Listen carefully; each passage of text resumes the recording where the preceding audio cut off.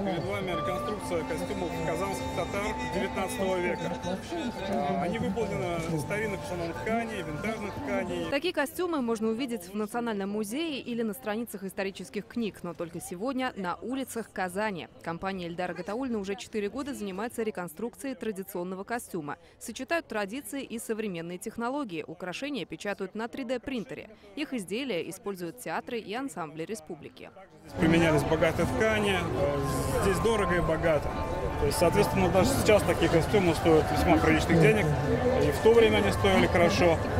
Здесь также по этому костюму ярко можно было увидеть, что это именно перед вами казанские татары находятся. То есть у каждого народа был свой характерный костюм, который сразу говорил о том, кто перед вами стоит.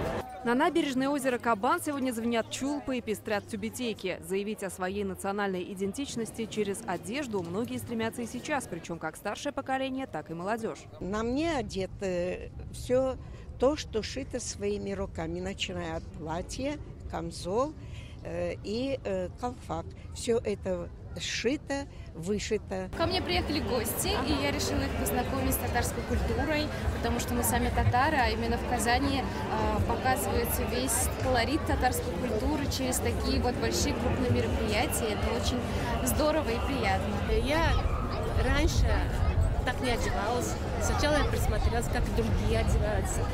А вот это украшение я сегодня только купила. Она очень красивая, мне доставляет большую радость.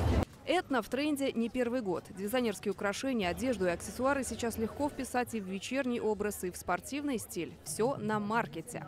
Здесь мы отталкиваемся от татарского орнамента, от растительного орнамента. Выбираем ткани, которые откликаются татарскому сердцу, и отшиваем бомберы. Это вот первая коллекция наших рубашек женских. Здесь также мы использовали растительный орнамент, который на манжетах можно найти и на предплечье. На мне головное украшение кашмау, который выполнен из цепей. Раньше такое украшение было только из кораллов.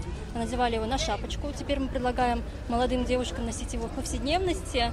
Это украшение уникально тем, что оно еще трансформируется. Его можно носить как колье. Покажу. То есть можно любой вечерний образ переиграть, можно сделать акцент на одном плече. Милли Кием проходит уже в 5-й раз. Как говорят организаторы, это даже не фестиваль, а городская традиция. Променад, объединяющий жителей в любви к родной культуре.